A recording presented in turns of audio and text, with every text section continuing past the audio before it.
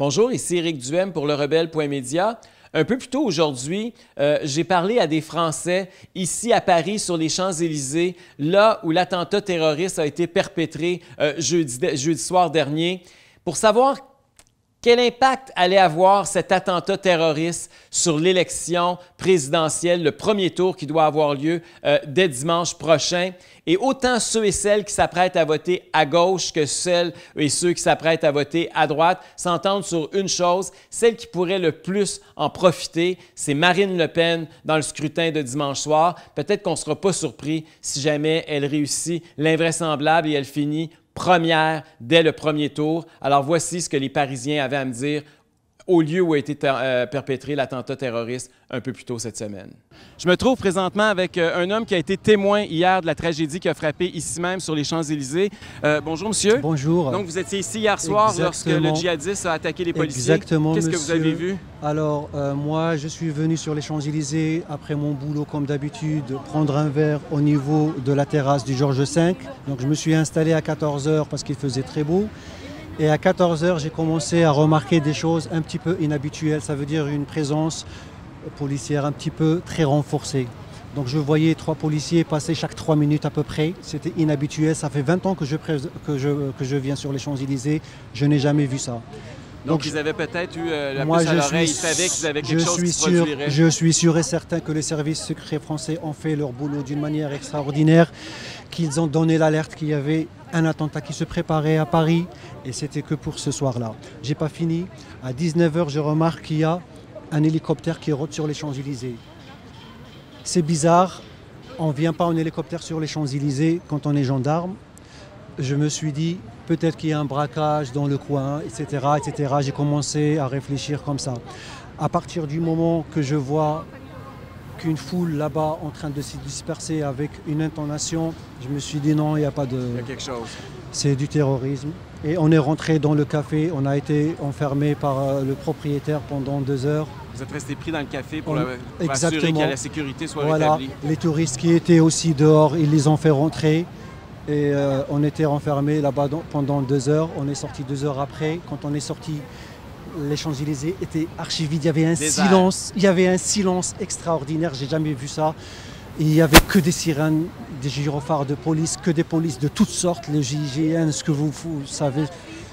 Et on a marché donc en file indienne jusqu'à Trocadéro à pied pour reprendre les correspondances de métro parce que tout était fermé, évidemment. Les policiers, ils cherchaient peut-être d'éventuels complices avec le terroriste, mais apparemment il était tout seul. Mais moi, mon seule analyse que je veux dire, c'est que les personnes qui sont mortes, que ce soit le policier, que ce soit la dame qui était touriste, on peut les rajouter facilement au mandat de M. Hollande, catastrophique. Parce que quand on sait qu'il y a un attentat, on l'espère faire. On doit fermer les Champs-Élysées. J'ai une question pour vous. Est-ce que vous croyez que ça va avoir un impact sur l'élection dimanche, cette tragédie-là? Elle aura un impact, mais à mon avis, il ne sera pas très significatif. En faveur de qui l'impact pourrait Il aura un impact évidemment pour Marine Le Pen, parce que moi je crois qu'hier elle a ouvert le champagne et elle a bu toute la nuit, parce qu'elle n'a plus besoin de faire ni d'interview, ni de faire une campagne. Je crois qu'elle peut dormir. La parle d'elle-même. Je crois qu'elle peut dormir tranquillement jusqu'à lundi matin, tranquillement, parce que si elle est maintenant à 42%, à mon avis, je ne le souhaite pas, mais elle le fera plus. Donc, est-ce que vous croyez que ce qui s'est produit ici hier peut avoir un impact sur les élections dimanche? Oui, sûrement. Je pense que ça aura un impact. Les gens vont avoir peur et vont voter certainement pour Marine Le Pen parce que c'est elle qui promet de chasser le terrorisme. Donc, vous croyez qu'elle pourrait bénéficier de cette tragédie-là? Est-ce que vous pensez que ça peut affecter la participation aussi? Est-ce qu'il y a des gens qui vont avoir peur, qui vont rester chez eux dimanche? Ou... Affecter la participation? Non, peut-être au contraire. Hein.